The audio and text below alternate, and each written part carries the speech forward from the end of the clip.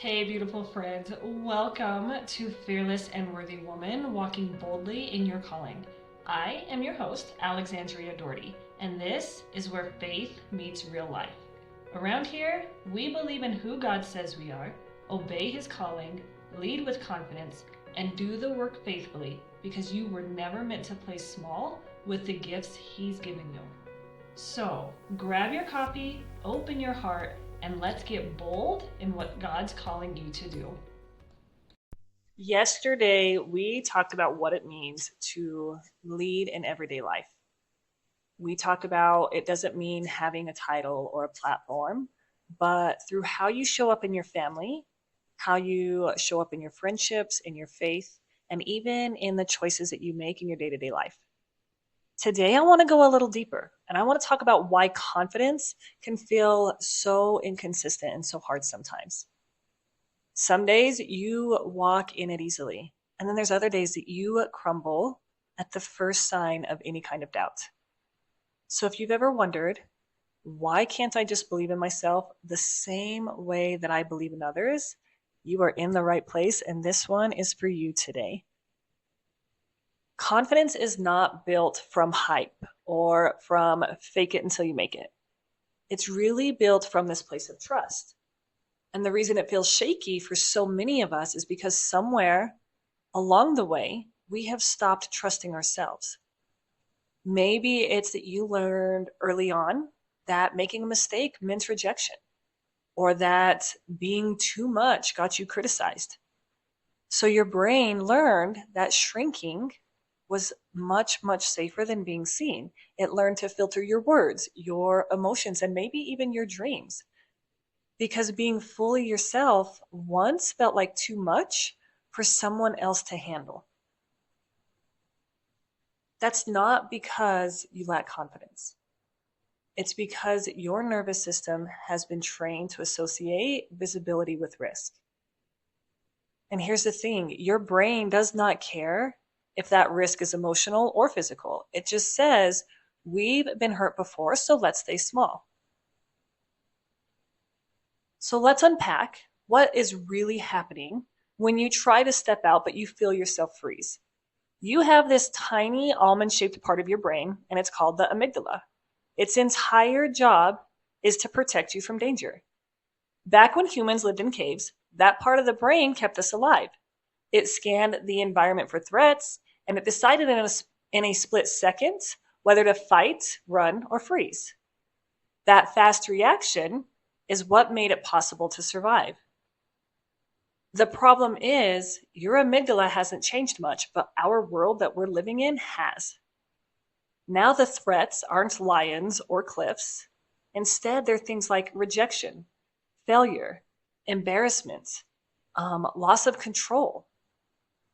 So when you step into something new, maybe that looks like sharing your faith, starting a business, setting a boundary, or even simply speaking up for yourself. Your brain doesn't stop to ask, is this a physical threat? It just reacts. It floods your body with stress hormones like adrenaline and cortisol. Your heart starts racing, your stomach knots up, and your prefrontal cortex, which is the part of the brain that helps you think clearly and with reason, it goes quiet. That is why you feel like you can't think straight when fear hits. Your body has literally shifted into survival mode. And it is not because you are weak. It's not because you're broken. It is just because your brain has learned to treat uncertainty as danger. And your amygdala isn't a bad thing. It's just overprotective. It doesn't know the difference between real danger and emotional discomfort. It just knows something feels unfamiliar, and that unfamiliarity feels unsafe. And that is why faith feels like such a battle sometimes. Because while your spirit trusts God, your body is still wired to protect you from anything it can't predict. And this is where science and faith beautifully meet. When God says, be still and know that I am God, He's not just giving a spiritual command, He's giving your body a way to regulate that alarm. Stillness literally tells your nervous system we're safe. It quiets the amygdala long enough for your spirit to hear the truth again. That's what obedience feels like on a biological level, calming the body so your faith can take the lead. Joshua 1:9, and this is one of my absolute favorites, says, "Be strong and courageous. Do not be afraid or discouraged, for the Lord your God will be with you wherever you go." We have a map in our living room where we put pins of places we have been. I got it from my husband for an anniversary gift, and it has this Bible verse on it because I love it that much.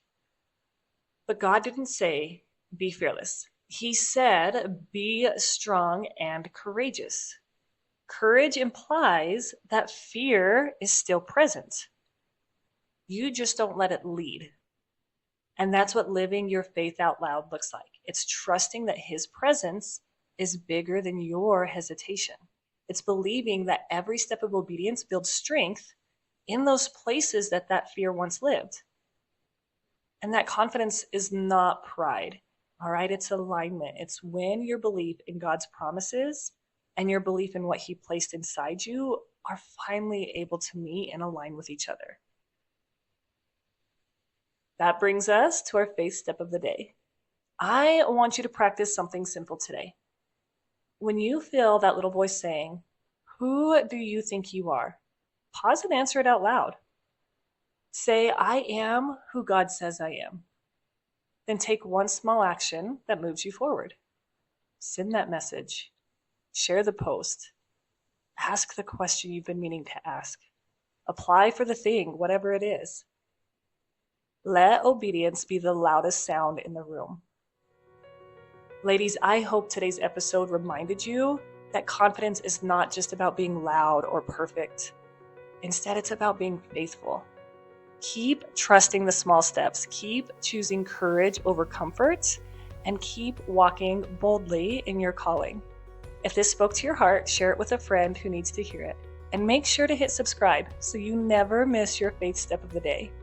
And before you go, make sure you grab your free Truth Exchange worksheet. You'll find the link in the description. Until next time, remember, you are worthy, you are loved, and you are called, empowering you always.